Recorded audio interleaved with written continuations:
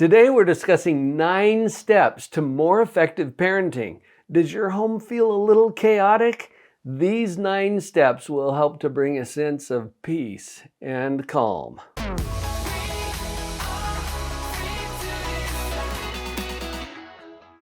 Okay, let's get right to it, but stick around till the end because the last one is one that might not surprise you, but you might not have thought about.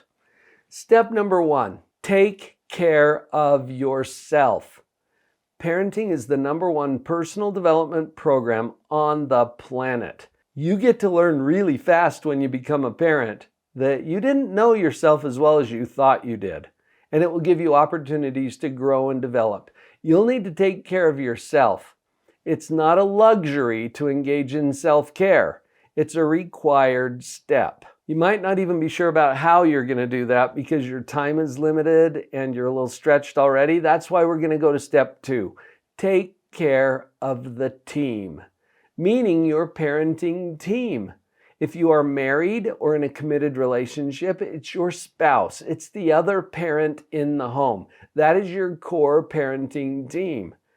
But it extends beyond your spouse. There are others in your world, including grandparents, uncles, aunts, or cousins, people in your neighborhood, the babysitter, the school teacher, your pediatrician. These are all part of your parenting team.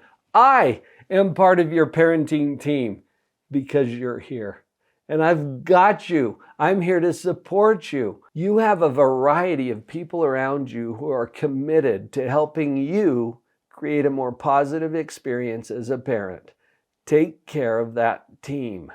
Step number 3, remember your job. And let's just cut to the chase here. Your job is to love them, no matter what, and even if. Unconditional love is the primary job of every parent on this planet. Let's be clear about that. It's not to love them if, it's to love them no matter what and even if. So you can play the even if game. Even if they disobey, yeah, you've tried that, right? You still love them even when they disobey. It's not even an if.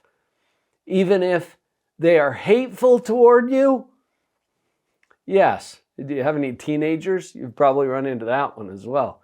Your job is to love them no matter what and even if.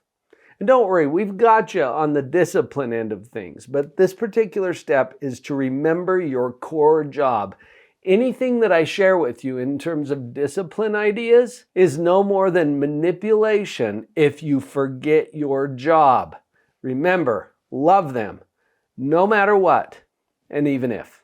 Are you with me? We've still got 6 more steps, but before we get to those, will you take a moment to subscribe? I'm part of your parenting team. Let's make that official right now as you click that subscribe button. It's right down there. Go ahead. There you go.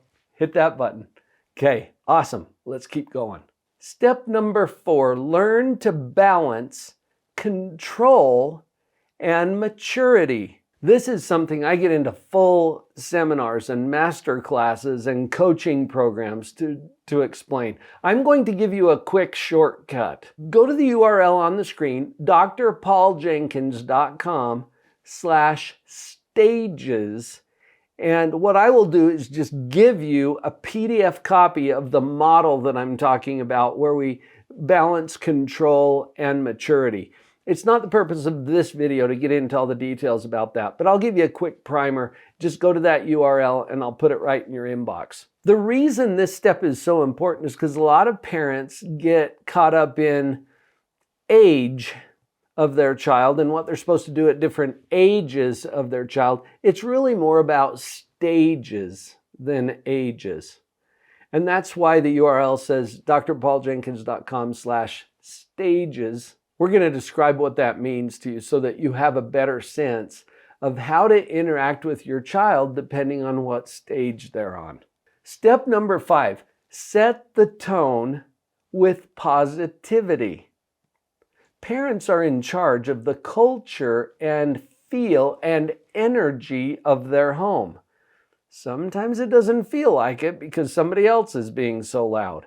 But your example and your ability to emulate and model positivity in your home is what will eventually set the tone and the culture for the home. Step number 6, create routines. This is especially important to children who are learning to structure their own life. The routines that you set up, not only around daily occurrences like brushing teeth or maybe bedtime routines, but also the traditions that you have on a weekly or monthly or yearly basis. Again, this is about creating the culture of your home, and it helps kids to know what to expect and anticipate, giving them a feeling of security and safety within that home. Consistency helps you to establish those routines, and it reduces the occurrence of power struggles, which occur if there's a lack of clarity around the expectations. And with fewer power struggles, we get to have more peace in our home. Step number 8, focus on connection rather than correction. It's not your job as a parent to be a corrections officer. It's your job to love them no matter what and even if. Your connection, your relationship with your child is what will help you to navigate the turbulent teens when your child starts to take more control over their own life, whether you want to share it with them or not. Vicki and I are at a point in our life where all of our kids are grown, so we don't have any children. People ask me all the time, how many kids do you have? I don't have any. I used to have kids, and now I have adults with whom I have a relationship. These are adults that I raised as children, but they're not kids anymore. Your kids will get to a point where they don't need you, but they may choose you and choose to be in relationship with you as a result of the connection that you're striving to establish even now while they're young. Step number 9, model calm behavior. You get to demonstrate in the way that you show up how you'd like your kids to handle challenges or adversity, or when things don't quite go their way, or when they hear no. Are they going to pitch a tantrum? Or are they going to show the calm behavior that you've been modeling for them? How you handle the setbacks in your life, your missed expectations, your disappointments will do much to train your children in what it is that you expect from them as well. Positive parenting, right? More effective parenting is available, and there are skill sets that you can learn to be that parent that you promised yourself you'd be those years ago. I've got you.